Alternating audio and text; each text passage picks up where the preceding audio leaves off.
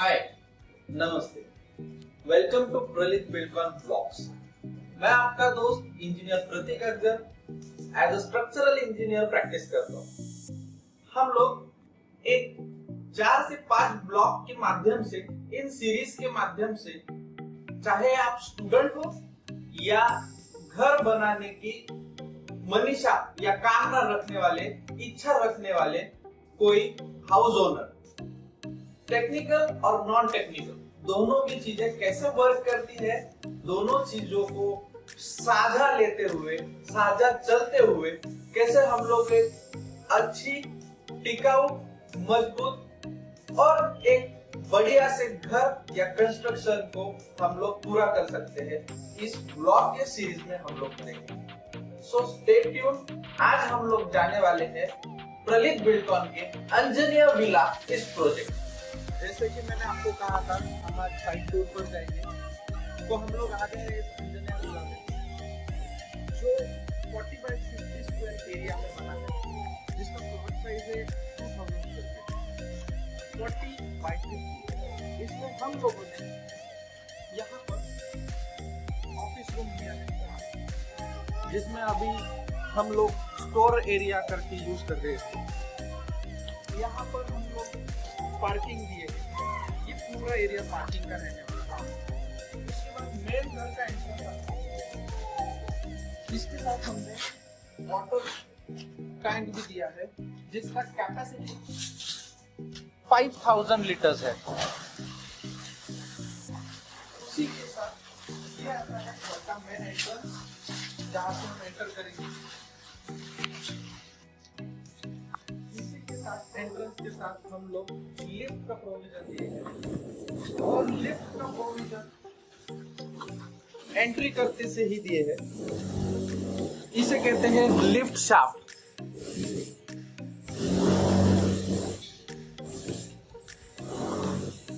इसका जो कंस्ट्रक्शन होता है, इस कंस्ट्रक्शन को हम टेक्निकल टर्म्स में लिफ्ट रिटेनिंग वॉल ऐसे कहते हैं। और साइट पर जो बोलते हैं, या फिर साइट पर जो मजदूर लोग या मिस्त्री लोग जो बोलते हैं, पर्दी बोला जाता है। इसका थिकनेस हम लोग 6 इंचेस 9 इंचेस ऐसे देते हैं। और ये है ब्रिक वॉल, इसका विड्थ होता है 9 इंचेस। लिफ्ट वॉल के आजू बाजू हम लोगों ने ऊपर जाने के लिए स्टेयरकेस का प्रोविजन किया। अभी स्टेयरकेस के इस पोर्शन को स्टेयरकेस के हम लोग ट्रेड कहते हैं। ट्रेड माने पैर रखने की जगह।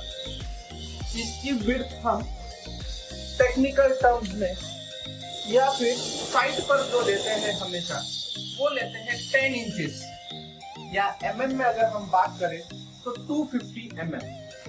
और ये जो पोर्शन होता है, इस पोर्शन को हम राइज कहते हैं, और हाइट होता है 6 इंचेस या 150 mm। तो स्टैंडर्ड जो हम लोग फॉलो करते हैं, वो फॉलो करते हैं 7-10 का टप्पा कहते हैं इसे। 7-10 माने 7 इंच का हाइट होता है और 10 इंच का इसका विड्थ होता है। और पर इस जगह पर, इस साइड पर हमने ट्रेड लिया है 300 mm माने 1 फुट, और हाइट जिसको हम राइज कह के पुकारते हैं, राइज हम लोग लिए हैं 6 इंचेस 150 mm। ये है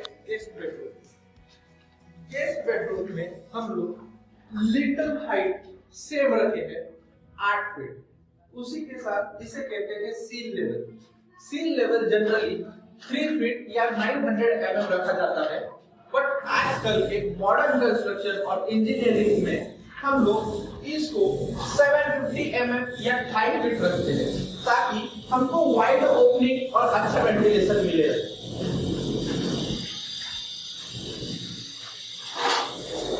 जब हम आ गए हैं फर्स्ट फ्लोर पर, यहाँ पर हम लोगों ने ओपन हॉल किचन का कंसेप्ट दिया है। ओपन हॉल किचन को शहर के जस्ट बगल में we have also provided balcony for ventilation।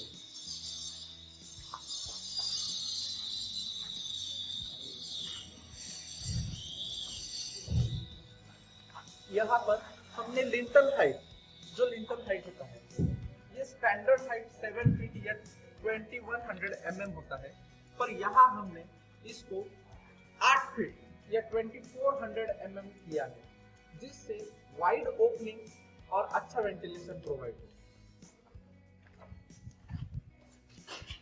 इसी के साथ हम लोगों ने यहाँ पर एक स्टोर एरिया का भी प्रोविजन किया। स्टोर एरिया हमेशा किचन के बाजू होना चाहिए या उसको सहेट के तुरंत, और यहाँ वॉशिंग एरिया का भी प्रोविजन आप देख सकते हो। माने वॉशिंग एरिया जाने के लिए या बर्तन मांजने के लिए हम लोग ये एरिया का, ये डोर का यूटिलाइजेशन करेंगे बाहर निकलने के लिए।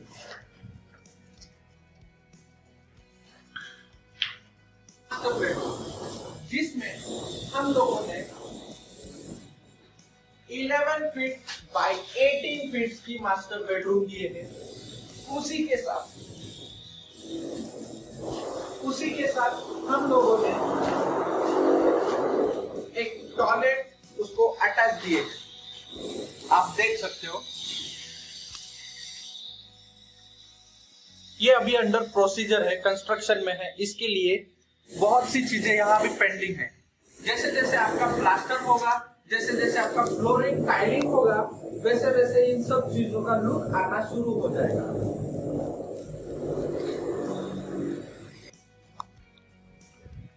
तो जो लोग कंस्ट्रक्शन करते हैं, उन कंस्ट्रक्शन करने वाले ओनर्स के लिए हमेशा दो दुविधाएं बनी रहती है।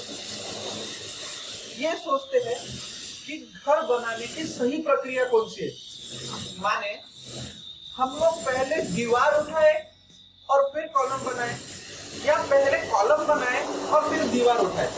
तो इस चीज का टेक्निकल समाधान ये होता है, जिन घरों को आरसीसी कहकर संबोधित करते हैं, या फिर जिन घरों को हम लोग आरसीसी डिजाइनर के पास से डिजाइन कराते हैं, जैसे कि मैं डिजाइन कराता हूँ एज ए स्ट्रक्चरल डिजाइनर, तो हम लोग हमेशा आरसीसी फ्रेम पर ईंट बांधकाम करने की सलाह देते हैं, ना कि ईंट बांधकाम करने के बाद आरसीसी करने की। इससे घर की मजबूती बनी रहती है, और घर जो होता है या कंस्ट्रक्शन, मकान या स्ट्रक्चर जो होता है, वो स्ट्रक्चर को हम लोड बेयरिंग स्ट्रक्चर होने से बचा सकते हैं। तो हमेशा ध्यान रखिए, पहले कॉलम स्लैब्स करिए और फिर ही ईंटों की दीवार